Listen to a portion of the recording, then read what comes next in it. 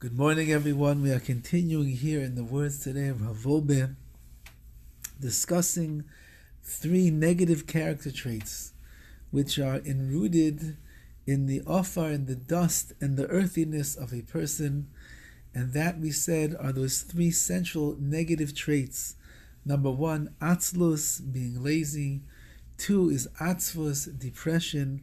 And number three is yiush, is despair. And today he says something that is extremely profound. Everything Rav Wolbe says is profound, but this is a very deep and a meaningful, beautiful insight. There's another reason that causes someone who sins to despair. Person sins and they despair that they'll ever do tshuva, they despair they'll ever become great, they despair that they can ever pick themselves up. They get sunk into their chatoim, into their sins, and they feel despondent that there's no way out. What's the cause of that? Kol chet ekishloin peigeya begaiva shaloi. Listen to these words.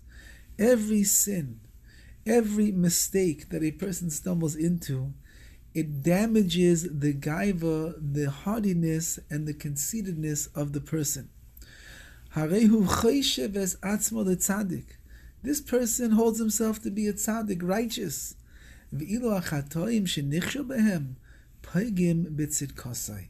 So what happens when a person is a chayta, when they do sinful behavior and acts? Now that they sinned and they recognize that they fell short and they made mistakes and they stumbled and they did chait, it ends up being a tremendous blemish in their righteousness which they thought that they had. Therefore, says Wolbe, someone who's a balgaiva, someone that remains in a world of haughtiness and leaves the realm of Emunah, where he doesn't have to be haughty, rather humble in front of Hashem, he holds himself to be the world's greatest Talmid Chacham, the greatest scholar, sage, tzaddik, righteous individual. And if that righteous man does a sin, so then it creates a tremendous blemish in what he felt and what he thought was his righteousness. If that's the case, then a person begins to think, I'm not as righteous as I thought I was.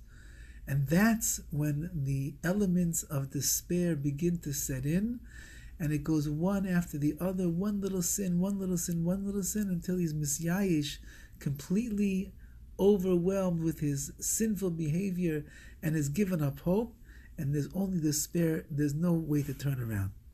On the other hand, when a person has strong, pulsating emunah inside of him, he has the strength to be able to be strong. He'll have the strength to be able to go against his haughtiness and against the despair that he feels. It's understandable that the greatest deterrence from one's staying focused and on track in their world of Avodas Hashem are yiush, despair, and atzvus and depression.